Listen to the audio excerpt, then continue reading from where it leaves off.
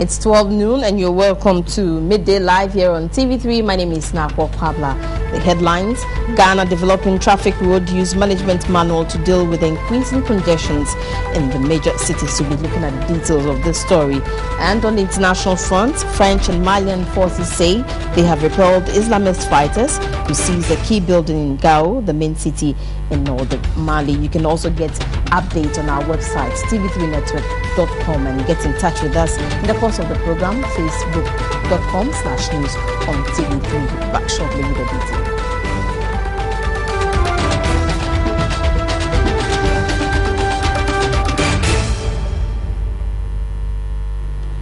How would you react if after consuming your favorite meat products you find out it was horse meat?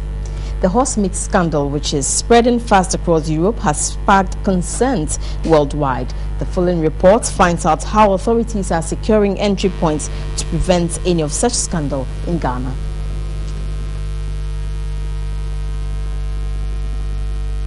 The discovery of horse meat and products thought to be beef has sparked concerns worldwide. So today we're here to find out from you if what you are eating is really meat and not horse meat. Horses are noted for recreational activities and sports, but its meat has surfaced in the media for the wrong reasons. Early this year, horse meat was first identified in beef burgers in Ireland and quickly spread across Europe, putting pressure on government to explain lapses in quality control. Currently, Nestle, the world's biggest food company, has removed beef pasta meals sold in Italy and Spain after finding traces of horse meat in them. Ghanaians are generally noted for the consumption of beef, mutton, sometimes dog and cat meat, but horse meat. I almost thought this was a no-go subject since those I tried to interview shied away from the topic until I found two persons. So have you eaten horse meat before? It tastes like cow meat. At the same time, when you cook it well, that you can eat it. It's very harder. And then besides, when it dies, you have to go through and know whether there is any sickness behind before you even chop it. If someone sells it in the market, you have no problem going to buy? Yeah, you have no problem buying it. It's a horse. So have you eaten horse meat before? Yes. And how does it taste like? It tastes like the same as a cow. So is horse meat safe for consumption? Scientifically, it is safe to eat horse meat. So the scandal that has engulfed the world is not about the safety of the consumption. It is about that the public has been deceived to buy something which they are not supposed to have bought. Because if you tell me that you are selling horse meat and now I'm buying horse, I like horse meat, I'll buy it. But if you say you are selling beef, what is inside is horse meat. I have the cause to complain. Dr. Bashiru Kikumoto noted Ghana had secured its entry points to prevent the importation of horse meat. He advised the public on what to look out for when buying meat. You cannot come here and import horse meat that we will not know. So we can assure Ghanaians that so far we have not got in our documents, we've never given any permit for horse meat at all. The best way to buy your meat is always go to the supermarkets where you get fresh meat, but look at the color. Because normally the horse meat is not as reddish, it's not all that very reddish like the cow one. It is dark red. So when you see it, you know. So the next time you patronize your local butcher, be sure the meat you buy is actually what you bargained for. Portia Solomon, TV3 News. Portia coming through with that report. But you can also tell us your experiences. Perhaps you've tasted horse meat before. Our Facebook address is facebook.com/news on TV3. Let's know how it felt like. Now, yesterday, President John Dramani Mahama delivered a State of the Nation address outlining his government's programs for the next 4 years. A day after, we hit the street to find out if he met the expectations of the ordinary Ghanaian. On what do you think?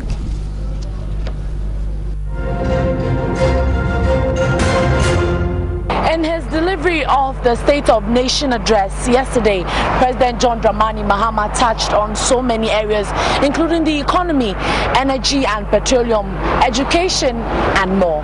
Today on What Do You Think? We're asking you, were you satisfied with the accounts given by the President on the state of the nation? I think he was speaking too much of English. We need practical steps to achieving development, seriously, because Ghanaians are seriously suffering. I believe that there's more that can be done. I was very satisfied. Only I was expecting him to elaborate more on the energy crisis we are facing and then the water issue. But I think in a nutshell, he did well. I was so satisfied on whatever that he said, especially the energy crisis and the water problem that we are having these days.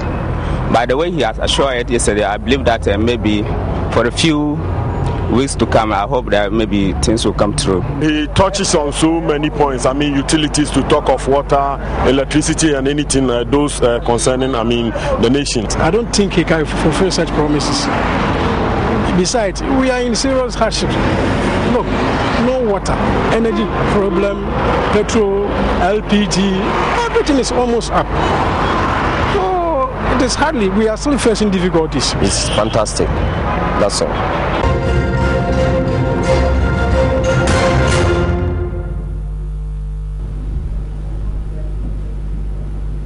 And on our Facebook page, some of you have been posting your comments there. Let me just take one from Papa Kwesi J. Badin, who said, what is the difference between the State of the Nation address and the manifesto? Florence Inua said, Mr. President, Ghanaians are suffering. And Kelvin Stephen Abuchi says, yes, he did meet his expectations. Now, we'll be going over shortly to the Ashanti region. You know, the program was telecast live and almost everyone watched it. We will get some reaction from the Ashanti region, where Ashanti regional correspondent Evans Inkum is standing by to give us some reactions from there. Yes, and as we wait for Evans to connect with us live from the Ashanti region, let me just take another comment from our Facebook page. And Kwame Teria says, to you all watching us from homes, offices and other workplaces. My name is William Evans Sinkum, and we are bringing you live pictures from the Ashanti regional capital, Kumasi. Today, or this afternoon, we are doing a postmortem on the President's State of the Nation address. We are going to look at some of the very issues that the President made mention of, citing achievements from the era of the former and late President, His Excellency John Evans Atta Mills, may his soul rest in peace, till now, and some of the very topical issues that are gaining roots in our country, that is the energy crisis and perennial water shortage. Well, today I have with me the regional scribes of both of the major political parties, that is the MPP and the NDC. On my left is Joseph Yamin, who is the Ashanti Regional Secretary of the NDC. Good afternoon, sir. Good afternoon. Well, yesterday the President delivered the State of the Nation address, and one very issue that touches the hearts of many Ghanaians is the erratic power supply. He was talking about putting in place sufficient amelioration as far as measures is concerned, looking at the medium and long term in solving this issue. Were you impressed about the way he delivered or the answers that he gave as far as perennial or erratic power supply is concerned?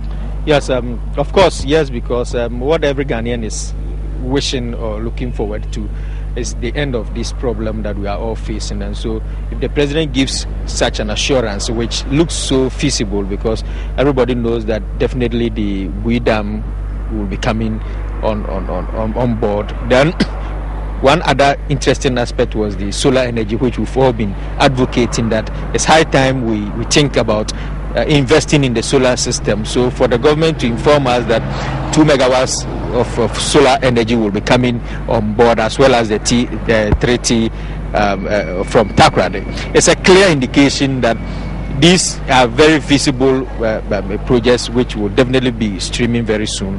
And it's a very good sign for us. I hope it's a...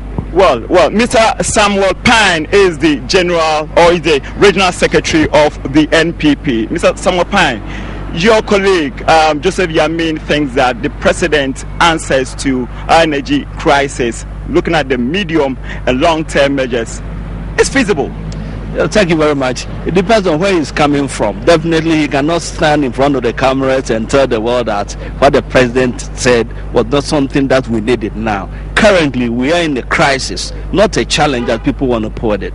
We should be looking at how to solve it now. Whatever plans that he said are for the future. When you go back to about the state of the nation, we're talking about the current state, the being of the nation as we stand now, that we have the doomso. So what are we doing about it? If we recount, for about 18 months, the UCG, Gridco and the rest operated the Abuazi and the Asogli with gas from the West African gas pipeline. The windfall that came out of that, because we were paying the same tariffs, the windfall that came out of that, why couldn't they use it to afford crude for the generator plants that are scattered around the regional capital, especially Kumasi, Takoradi, Accra and Tema?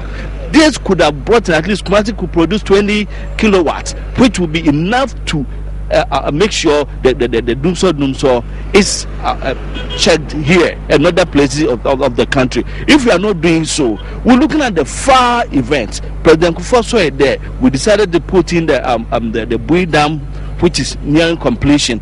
If we don't finish with the Bui Dam, we're not going to solve this issue. So we're looking at now, what are we doing? When President Kufuor signed the treaty with the memorandum of understanding with Trinidad and Tobago on the gas, production of gas, and we would have followed up since they assumed office, definitely would have had gas online to power our electricity. But we're not doing that. And we're looking at the future. Next year, next 2 years, 2016, we're talking about now that the economy is suffering from this crisis. Well, so the debate will be on, but let's look at one particular thing that happened yesterday on the floor of Parliament. The minority walks out. Do you think that it was legitimate? Definitely it is legitimate. There's nothing criminal, there's nothing unconstitutional, there's nothing illegal about their actions. The New Patriotic Party has representatives in Parliament, right? They went there on the ticket of the party. The party took a decision, and per Article 3 of our Constitution, a duty of the member of the party is to uphold and even go ahead and explain decisions of the party. So if the party takes a decision that there are certain things that we wouldn't get involved with concerning the presidency now until the outcome of the court case, definitely as true party members, they need to abide by it. And we want to talk about incident that has happened. This is not the first time people are boycotting presidential state of the nation addresses in the country. But if it has happened, it shouldn't be carried on it shouldn't be repeated. Who says it shouldn't be repeated? There are several means in carrying across your grievances. Going on strike, demonstrations, press conferences, all these are issues that you can use, means that you can use in addressing your concerns. If they did it, I think it's in the right direction, and we all give them the maximum support. Well, I think Joseph Yamin will have a rebuttal. They think that it was legitimate, the right thing. They have to put their grievances across. Yeah, legitimacy, no one is questioning that. But the problem here is about the substance of what they did yesterday. I mean, the president is paying them, is ordering the payment of members of parliament. They are taking rent allowances from somebody they see as not legitimate to rule this country, and they will not sit down to listen to the address presented by the same person who gives them all the amenities that they need. Now, my serious problem with the boycott of the MPP is with this fact that will the MPP be there to debate the State of the Nation's address, an address that they boycotted, will not sit down to watch the president read to them? Will they be debating it? Well, I'm sure that the MPP gradually are putting themselves in such a light that Ghanaians will lose trust in them, and it's good for me as a political party because they will lose their numbers. Well, maybe that is rhetoric, but time will not permit us, so we have to end here. But Midday Live still continues. Expired aluminium sulfate to treat water at the Wager treatment plant has begun its work. TV3's Komla Kulche has been digging out some information and has come through with this report. These are the bags of the expired aluminium sulfate chemicals alleged to have been used for water treatment at Wager and has become the subject of public discourse. The items are now in the custody of national security.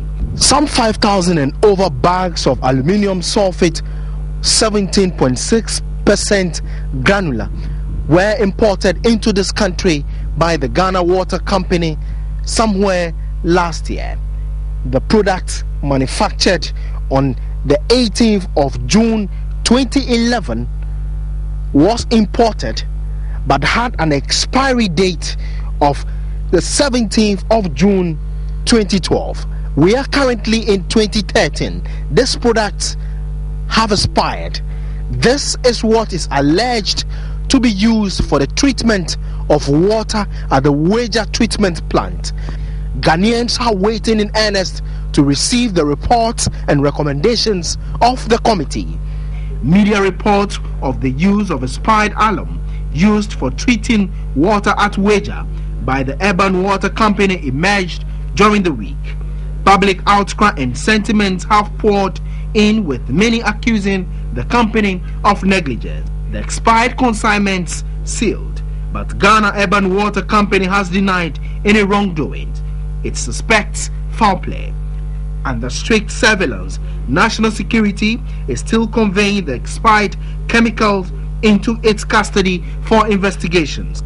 Government has intervened in the saga by setting up a 5-member committee to investigate and submit a report in 6 days. Komla Kluche, TV3 News. The Accra Metropolitan Assembly says it is seeking a court order to demolish a dilapidated 3-story building at Zongo Junction in Accra. The legal officer of the Assembly, Chumesi Ankra, said until an order is obtained, the building remains standing irrespective of the glaring dangers. The legal officer of the Accra Metropolitan Assembly, Chumesi Ankra, said the AMA is aware of the state of the building but has no legal backing to demolish it, though it had warned occupants to move out.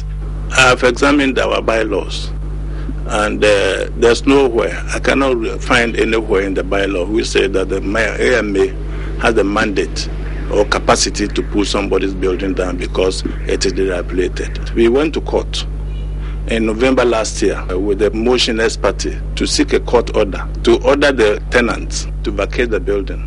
When we went to court, the court said, fine, I have heard you. Where is the landlord?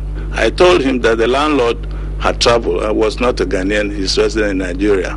But he said that he wanted the landlord to be in court before he can grant the motion. What we have decided, in absence of the landlord, is to seek the assistance of Ghana Institution of Engineers to go and assess the building and advise. If the report says that it is not habitable, we shall use it to go to court again to get the court to reason with this.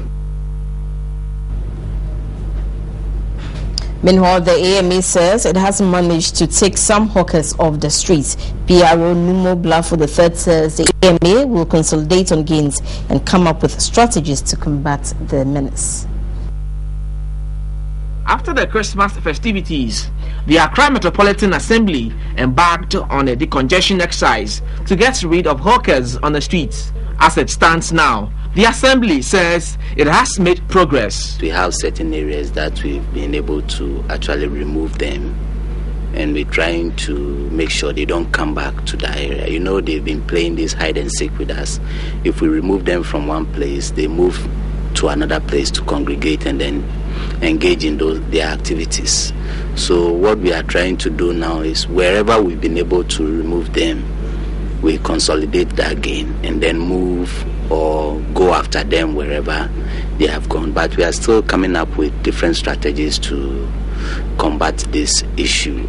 Numo Blafo admitted the exercise places a high cost burden on the Assembly. That is why sometimes we get a bit worried, because when you have people who don't want to abide by rules and rather want to engage in activities that will stress the financial status of the metropolis, it becomes a worry to us, because this same revenue that we collect is what we're going to use for development projects. He added the task force would continue with their work and caution hawkers against the practice. The AMA has a bylaw with its fines and penalties. The police have also gotten an LI. Away from AMA, trading activities on the Legon-Adentan Road has created a mess at Madina Zongo Junction, Peter Kwawadoto reports. Huge refuse generated daily are left on the road, creating nuisance and health hazards. The Madina Zongo Junction section of the Legon-Adentan Highway has become a vibrant trading hub. But several recalcitrant traders are defying laid-down regulations and have taken over every available space in the area. Aside the health risks, the traders are exposing themselves to the huge dangers of vehicular traffic. The trading activities have also created filth. All the filth generated daily by the traders are left on the median and the shoulders of the road. The filth situation reportedly got out of hand Wednesday, with the generated filth spilling over the median. The traders blamed the development on the failure of waste collectors to regularly attend to the waste. In the midst of the filth, most food vendors prepare and sell cooked food.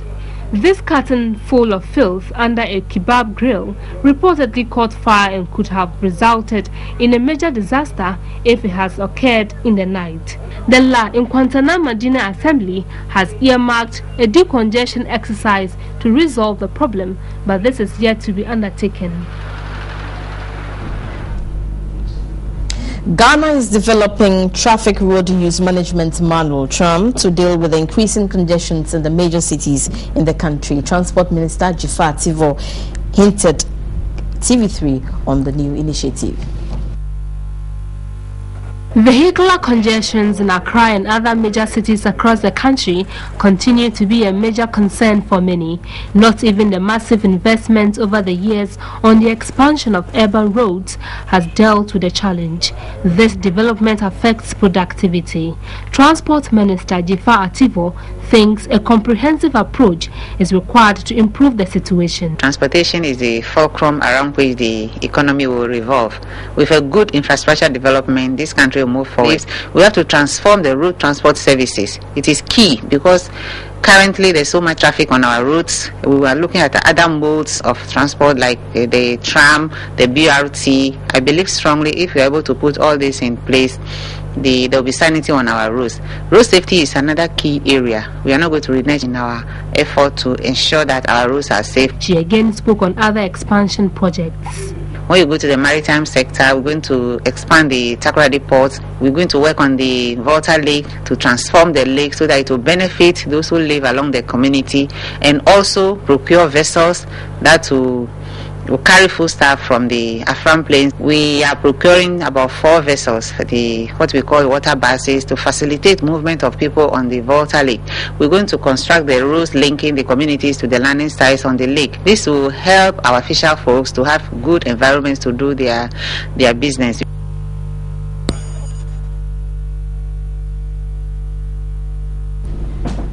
A 40-year-old unemployed man, Habib Osman, has been arrested by the police in Accra for impersonation. The suspect allegedly faked as the operations commander at the police headquarters and defrauded unsuspecting companies under the pretext of soliciting funds for the families of policemen killed on duty. The suspect was arrested on Monday, February 18, around 4 p.m. at the La Palm Royal Beach Hotel in Accra. The police alleged 40-year-old Habib Osman approached the management of the hotel with a proposal purporting to be the operations commander at the police headquarters. The police said Habib's letter sought to imply that the police administration needed the support for the upkeep of the families of some 7 policemen who were killed during a confrontation with armed robbers. He was arrested after taking 1,000 cedis from the hotel management. A search on him found 2 letters on fake police letterheads, complimentary cards introducing him as Commander Buama Ahin and another as the editor of Accra Mail newspaper, this time as Godwin Bediako. Also in his possession was Food and Drugs Board complimentary cards bearing the name Seidu Mohammed. Habib Osman is now in police custody assisting in further investigations. So we are soliciting assistance from anybody who has fallen victim to the operations of Osman to come out to assist us in building up a strong case against him. In a related development, a 25-year-old Nigerian is in the grips of the Kanishi Divisional Police Command for alleged murder. The suspect, Yahaya Awudu, was arrested hours after he stabbed a 25-year-old cafe attendant to death during a misunderstanding. Meanwhile, the Adenton police have also arrested 2 ex-convicts for carjacking. The incident reportedly occurred on Tuesday, February 19, at an internet cafe at Fadama in Accra. The suspect, Yahya Ahudu, aka Saimalam alias Yahya Abdullahi, allegedly picked a quarrel with a client at the internet cafe. An attempt by the deceased 25-year-old cafe attendant Joseph Boache to resolve the dispute between the two angered Yahya, resulting in a scuffle. Not satisfied with the outcome, suspect Yahya Awudu returned to the cafe with a knife to stab the deceased on the shoulder. Joseph reportedly passed on whilst being conveyed to the Kolebu Teaching Hospital. The youth in the area reportedly mobilized a search party which helped the police to arrest Yahya Awudu. In another development, the Adentan District Police have arrested 2 ex-convicts, 24-year-old Prince Osuanta and Gideon Fianku, 23, for carjacking. The 2 reportedly hired the services of a driver of Toyota Corolla taxi registered GB 602612 from Medina to Adentan, but snatched the taxi. They were later arrested through the vigilance of policemen at the Tinkong police checking point on the Adeso Kopridua Road the same night. Police investigation revealed the 2 were ex-convicts in 2012 who have all served their various sentences. In other news this afternoon, the Tertiary Orphanage in Accra has received a donation worth 2,000 cedis from the Power Demonstration Ministries International. The donation is to assist in the upkeep of children at the home. They donated food items including rice, oil, bread, biscuits, drinks and cash of 300 Ghana cedis to support the upkeep of the children. General Overseer of the Church, Apostle Samuel Asari, hoped the items would assist in looking after the children and called on members of the society to contribute towards the upkeep of the underprivileged. Founder of the orphanage, Janet Parker, thanked the leadership of the church. You're watching Midday Live here on TV3.